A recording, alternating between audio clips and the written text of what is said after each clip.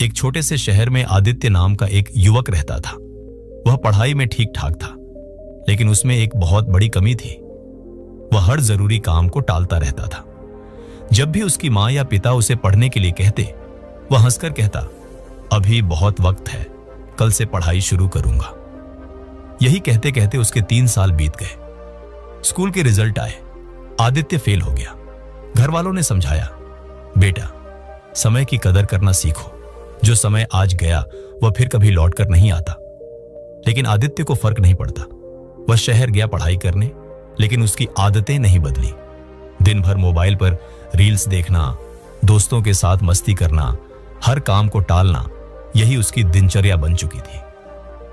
आदित्य के शहर में एक बुजुर्ग व्यक्ति रहते थे, शांत स्वभाव के, गहराई से सोचने वाले और जीवन के अनुभवों से भरपूर। लोग उन्हें ज्ञान बाबा कहते थे। एक दिन आदित्य ने तय किया, मुझे उनसे मिलना चाहिए, शायद मेरी जिंदगी बदल सके। वह बाबा के पास गया। बाबा पेड़ के नीचे आंखें बंद किए ध्यान में लीन थे। आदित्य ने सिर झुकाया और कहा, बाबा मैं हर जगह पीछे रह जाता हूं, मेरे दोस्त मुझसे आगे निकल जाते हैं, मैं हार गया हूं, कृपया मेरी मदद करें। बाबा ने आंखें खोली, मुस्कुराए और बोले, बेटा तुम्हारी समस्या यह नहीं कि तुम काबिल नहीं हो, समस्या यह है कि तुम समय की कीमत नहीं समझते। चलो मैं तुम्हें एक कहानी सुनाता हूं। बहुत समय पहले एक राजा था जो प्रजापालक और न्यायप्रिय था। एक दिन वह जंगल में एक गरीब आदमी से मिला। मैले कपड़े, थका चेहरा, निराशा से भरा जीवन।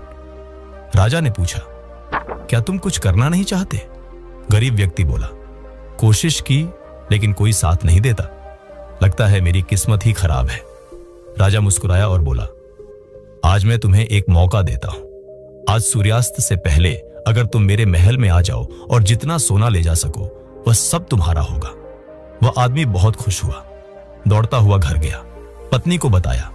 वह भी खुश हो गई और बोली, जल्दी जाओ कहीं देर ना हो जाए। पर वह आदमी बोला, पहले कुछ खा लूं, बहुत भूख लगी है, फिर चला जाऊंगा। पत्नी ने झटपट खाना बनाया। वह धीरे धीरे खाने लगा। फिर उसे नींद आने लगी। उसने सोचा, थोड़ी देर सो लूं फिर जाऊंगा। वह सो गया। 2 घंटे बीत गए। उठकर भागा, पर गर्मी बहुत थी। उसने एक पेड़ के नीचे विश्राम किया और फिर सो गया। 4 घंटे और निकल गए। अब जब वह उठा तो सूरज डूबने वाला था। वह दौड़ा महल की ओर, लेकिन जब पहुंचा तो दरवाजे बंद हो चुके थे। वह फूट फूट कर रो पड़ा।